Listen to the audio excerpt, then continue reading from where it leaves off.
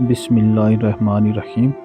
مکہ مکرمہ حجاز کا یہ مشہور شہر مشرق میں جبل ابو قبیس اور مغرب میں جبل کویکیان دو بڑے بڑے پہاڑوں کے درمیان واقع ہے، اور اس کے چاروں طرف چھوٹی چھوٹی پہاڑیوں اور ریتلے میدانوں کا سلسلہ دور دور تک چلا گیا ہے۔ اسی شہر میں حضور شہنشاہ کونین صلی اللہ علیہ وسلم کی ولادت باسعادت ہوئی۔